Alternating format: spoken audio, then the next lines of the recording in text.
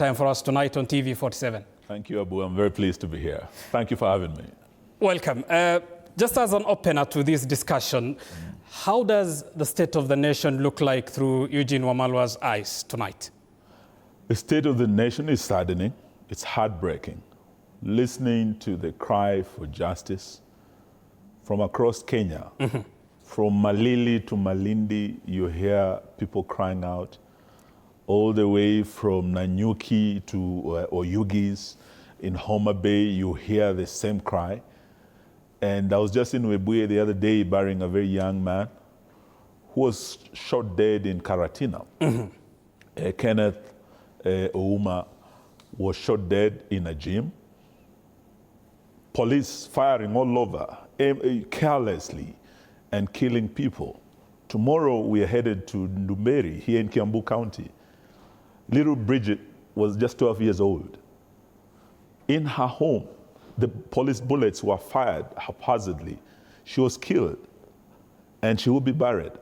And there are many more. We just came from Muranga the other day, burying a very young man who was Boniface Karaoke, selling masks on the streets, shot at point blank by the police. So the state of the nation is that we have reached unprecedented levels where the value of human life is totally disregarded by this government. Eugene, you are pointing and citing extrajudicial killings and police excesses. Yes. The president and his regime has been quite clear that this is not a government policy, that a police officer who shoots innocent Kenyan should be taken through the due process, as some have been. But the president, who commends that police officer for doing a good job, after the police shot during the Azimio riots, we had quite a number of young people who were shot, 75 of them, during the Azimio-led riots, where we were on the streets with the former prime minister and the former vice president. We were shot at, live bullets killed 75 young people. That is 2023. The 2024 finance bill, 61 Gen Zs were shot dead. A year later, on 25th of June, young people came out to commemorate their fallen heroes. Do you know how many were killed? 25th, 19 were shot dead.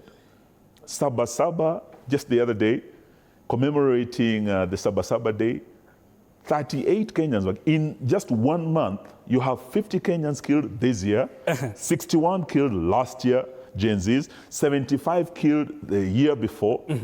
And the same president who commended the police for doing a wonderful job last year is the same one who is saying, shoot them now in the legs, vunja miguu kabisa. And Eugene, you have the interior minister, fair enough. This is not to defend the No, it's not defending. Yes. You asked me, the state of the nation. You have this callous government that called itself broad-based, but it's actually blood-based, because this government was founded on the blood of Gen Zs, and it's shedding more blood every year than any government before it. And we are saying it's a sad state of our nation. It's unacceptable. Fair enough. And extrajudicial killings must stop. This is what we're telling William Ruto. When you're talking about one term, we cannot in one term lose so many lives and still say we give this guy a second term. We cannot. This is not to downplay the number of Kenyans who have been brutally murdered by police. Yes. You rightfully quote the figures of 2023, 2024, and 2022. Yes. Some would ask, you were in government, for instance, in 2018, 2019, and 2020. Kenyans were equally killed. Not to this level, Abu, I can tell you today, even from the days of the Ogala massacre, even from the days of Daniel Toroitich Arap Moi, never have we heard so many young people killed in such numbers continuously, year in, year out, since this government came to power. So we are saying one life lost is one too many. Fair enough. One term of such bloodshed is one too many. We cannot have a second term with this blood-based government continuing to shed the blood of the innocent children of this country, criminalizing Article 37 that allows people to protest. Do you know what they're saying now? Stop the protests, otherwise we'll keep killing you. You cannot take away a right guaranteed by the Constitution. because you are threatening to kill them. No. Fair enough. And you are raising quite impactful thoughts in your response to the question I asked. Yes. I'll still insist on the question. Why is it easy, for instance, for people like you to speak of extrajudicial killings when you're outside government? For a Kenyan who is watching now, asking, there were Kenyans brutally murdered in the Jubilee regime, brutally murdered by some members who want to be presidential candidates. We'll talk about that. Why is it easy to speak of that now? It is not easy. A wrong is a wrong at any given time. And two wrongs don't make a right. And we cannot keep quiet when we have a government that was founded on the blood of the Gen Zs, shedding more blood every time young people come out to ask for good governance, to ask for accountability, to ask for an end to corruption. And you are shot and you are told, unless you stop the demonstrations, we'll not stop killing you. So today we're being told, stop the demonstrations, let's dialogue. But we had this dialogue before. And Gen Zs told this president what they wanted.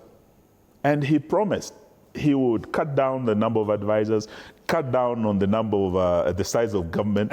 He would bring in a new administration. What did he do? He recycled. He doubled the number of advisors. He never kept a single word. So when the Gen Zs come out to tell him, Mr. President, you are a liar, you shoot them. They're telling him, Mr. President, you have been named as one of the most corrupt presidents in Africa, listed after Assad. You want to shoot them?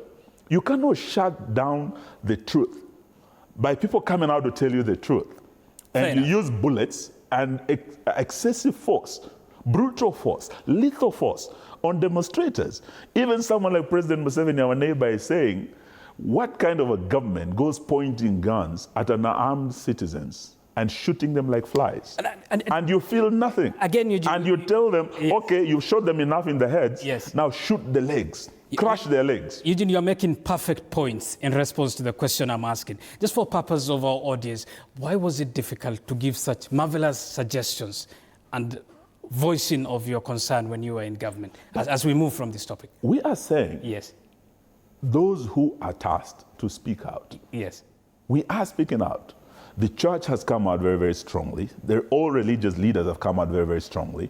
These opposition has come out very, very strongly. The only letdown is our parliament, because parliament has been captured. Because parliament is supposed to be the people's voice. Okay. So what have we heard? The church has become the voice of the voiceless. We have civil society, and I must commend the Law Society of Kenya. I am a member, and we have been on the front line in courts fighting for these Gen Zs. Lately, they are now being transferred from normal courts to anti-terrorism courts. We begin calling our children, because you came out to riot, we call you a terrorist. And we tell you, under Section 4 of the Anti-Terrorism or Prevention of Terrorism Act, if you come out again, we are taking you to terrorism court, and you'll be liable to imprisonment for 30 years. Fair enough. So what are we doing? We are crushing dissent and actually telling Kenyans, for you to come out to protest, to question us in government, you are a criminal, and now you're a terrorist, and we'll deal with you. If we don't shoot you in the head, we shoot you in the legs. If we don't shoot you in the legs, we'll take you to the anti-terrorism court. What kind of a country is this that is afraid of its own children? Eugene, there is a raging debate of terms, whether one term, half term, two term, as confident as the president seemingly suggested of is possible two term. Yes. You are on the one term, if not the half term side, isn't it? We are not on the half term. And tonight, if President William Ruto is looking at this interview between Wamalwa and Abu, I want to tell you, Mr. President, we have no intention of overthrowing your government. We have said serve your full term. But one term of bloodshed is one term too many. One life lost, 100 lives lost every year is one too many. We cannot have another term of this kind of leadership, of bloodshed, of corruption, of tribalism, and all these ills. So do your best. Whatever you promised, the third year is ending. If you could not do it in 3 years, we doubt if you're going to do it in 2 years. But do your best, because you only have this term. And you are adamant, confident that you will be a one-term president? He is going, and it's not going to be the first president on the African continent to be a one-term president. At least in Kenya he will be. I can tell you this. You have many presidents, including Goodluck Jonathan of Nigeria, who was one term. You have George Weah of Liberia, who was actually Ruto's age when he took over presidency. And at Ruto's age, he was kicked out because Weahnomics never worked. I can tell you today, Rutonomics is not working. Kenyans are hurting. Anyone with a payslip, including you, Abu, and your colleagues here, whatever you had during Uhuru's time, you do not have whatever that disposable income. If you look at the housing levy taken away from your salary, this is a shashi, shoshu taken away, you have very little for you and your family. And what are they using this money for? They are telling you this housing levy is not going to build your house, Abu, though you have been forced to actually contribute. They are telling you this housing money is going to build markets in counties. Yet counties, housing is a devolved function. So Abu, I'm telling you tonight. Eugene, you confidently say President William Ruto will be a one-term president. He's going to be a one-term president. Given the history of Kenyan's politics, of the 4 predecessors he has had, each serving longer than some 2 terms, where does the confidence of President William Ruto being one-term president come from for the opposition? I was just giving examples of many African countries where we've had one-term presidents, including in Ghana recently, including in Botswana. What happened in Botswana, in Ghana, in Nigeria, in Liberia can happen in Kenya. One thing that people are saying, that this is the 5th president, and none of the previous 4 ever served one term. May I also tell you, 10 of the former vice presidents, none of them succeeded the president except Daniel Torotich Arap Moi. And do you know why, Abu? It was because of death, not an election. So just the way William Ruto made history, becoming the first vice president or deputy president to be elected president, I can tell you on 10th of August, he's going to make history by becoming the first president to serve one term. And it will be because of these extrajudicial killings, the bloodletting. Every parent is saying enough is enough. I saw William Ruto telling Kenyans, enough is enough. Mr. President, Kenyans, every Kenyan parent who has lost their child, including Julia, I watched Laikipia, people coming out, and Julia Shosho crying. Her first grandchild, William Ruto has taken her away with his police. She only came out on Sabasaba to remember those who went before her, her forefathers, who actually went to Sabasaba to demonstrate so that we get a new constitution. Abu, I can tell you this. Those who are criminalizing demonstrations, let me tell you one thing. We have this independent Kenya because freedom fighters demonstrated against the colonialists. Fair enough. Fair enough, new constitution. You've made your point, and I've given you... No, let me tell you. Because people went to Sabasaba to demonstrate. Kina Matiba Rubia were detained with Raila.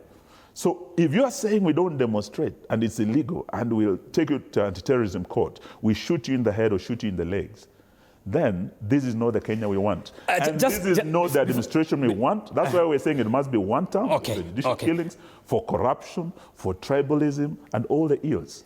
Enough is enough, Bwana Ruto. And the benchmark to that one term, in your view, is constitutional, isn't it? It is, and it is a possibility that Kenyans, in fact, William Ruto himself said, Uhuru said 10 yake, 10 yangu. But I don't want 10, I only want 5.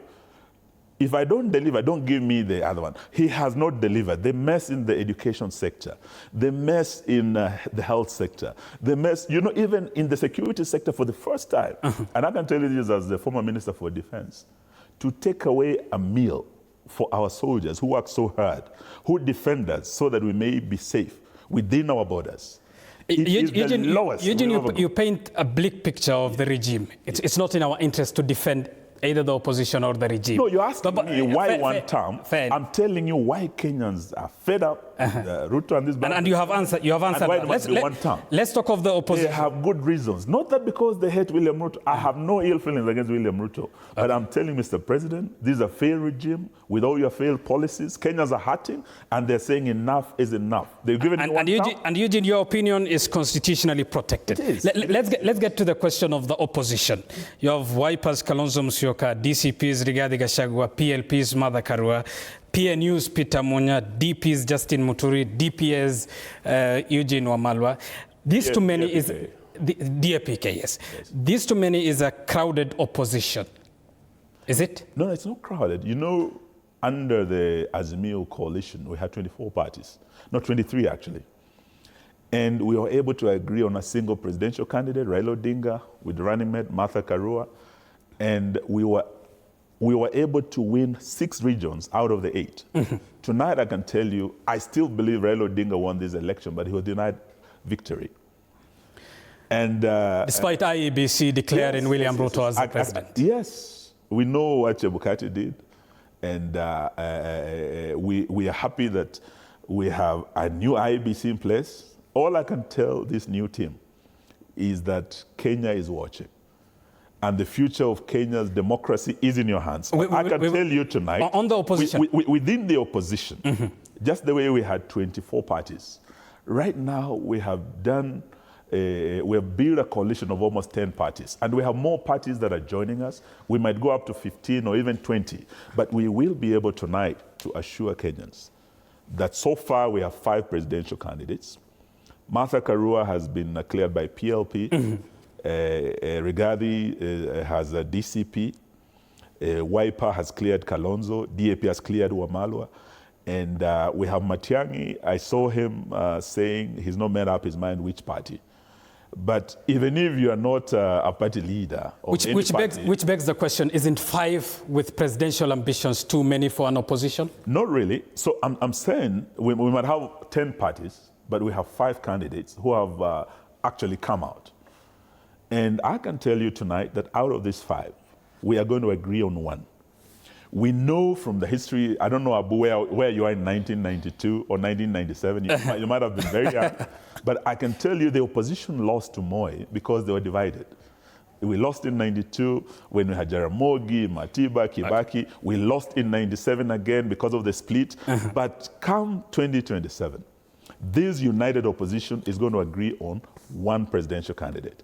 Tonight, I can tell you, I saw William Ruto posturing that he's going to take away some of the opposition leaders. He's going to take away Kalonzo. Sijui anaongea na huyu Matiang'i. Sijui anaongea hata my governor Natembea. But I'm telling you tonight, we are not going to part ways. We are going to agree on 1 candidate because we owe it to Kenyans to end this one-term blood-based government. And we will talk of what the opposition agrees on.